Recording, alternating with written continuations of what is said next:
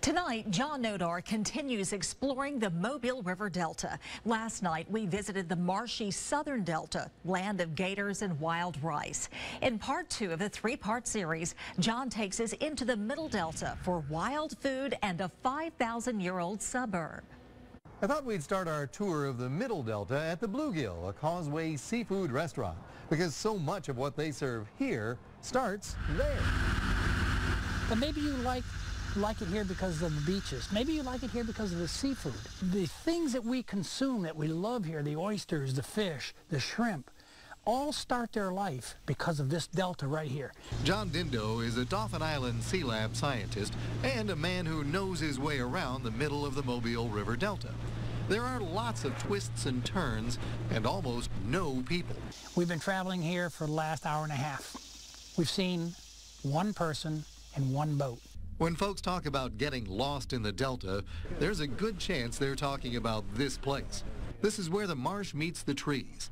The solitude and sense of, well, ancientness in the Middle Delta is hard to describe. Fortunately for me, our scientist has the soul of a poet. It's a step back in time.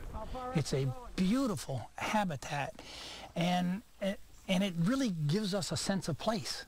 You know, if you have anything in you that wants to look at the sky, wants to look at the trees, wants to look at the grasses and the water, this is the sense of place that it gives you. It's calming, it's peaceful.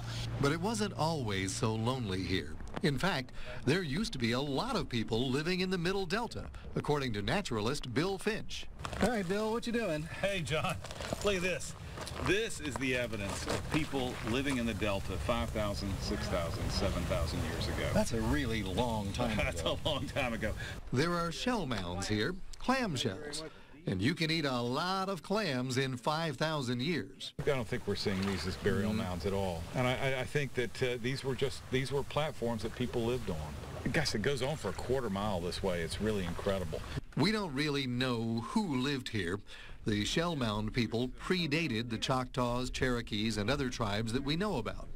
But we do know they stayed for a long time, and this was just a suburb for a much larger community upstream. The fish was great, the crabs were great, the clams were great. It was easy, it was an abundant delta, and there was lots to eat here. All right, how about this one? There's still plenty of wild food to be had, and it just wouldn't be a trip with Bill Finch if we didn't eat some, like these not quite ripe persimmons. No, John, no, John, spit it out quick. You'll be miserable the rest of the day. Pardon me. This part of the Mobile River Delta is also home to an astonishing array of mammals, birds, and reptiles. I've seen tracks.